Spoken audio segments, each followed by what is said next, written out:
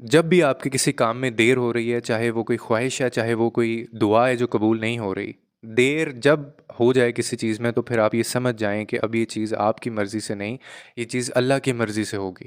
اور انتظار کی نا کہتے ہیں، صبر کی یا انتظار کی تین صورتیں ہوتی ہیں۔ پہلی صورت یہ ہوتی ہے کہ اللہ تعالیٰ وہ صحیح وقت نہیں ہے آپ کو چیز دینے کا جو آپ چیز مانگ رہے ہیں اللہ سے، یہ پہلی صورت ہے۔ دوسری صورت یہ ہے کہ وہ جو چیز آپ مانگ رہے ہیں کب سے، وہ آپ کے حق میں بہتر ہے ہی نہیں، اس لیے آپ کو نہیں مل رہی، اس لیے دیر ہو رہی ہے۔ تیسری صورت یہ ہوتی ہے کہ اللہ تعالیٰ کو آپ کا مانگنا اتنا پسند آ گیا ہے کہ وہ چاہتا ہی نہیں ہے کہ آپ مانگنا بند کریں،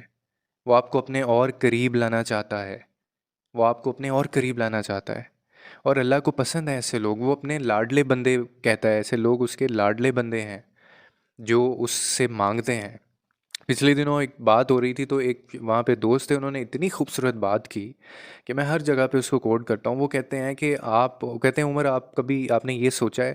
کہ اگر انسان کی ساری خواہشات پوری ہونا شروع ہو جاتی ہیں، یعنی آپ نے جو چاہا جو مانگا وہ آپ کو مل گیا،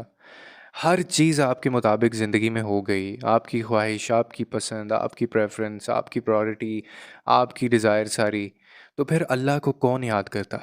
اور پھر ہم اللہ کو کیسے یاد کرتے، ہم خدا کے پاس کیسے جاتے؟ مجھے اتنی خوبصورتی ان کی بات لگی، اور بات بالکل ٹھیک ہے، یہی ہوتا ہے ہمارے ساتھ کہ یہ بہانے ہوتے ہیں خدا کے قریب جانے کے، یہ اپرچونیٹیز ہوتی ہیں اللہ کے قریب ہونے کے۔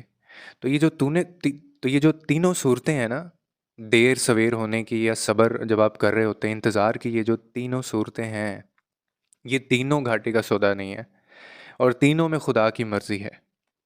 ٹھیک ہے؟ اور کہتے ہیں کہ جب رب کی مرضی شامل ہو جائے نا کسی چیز کے اندر،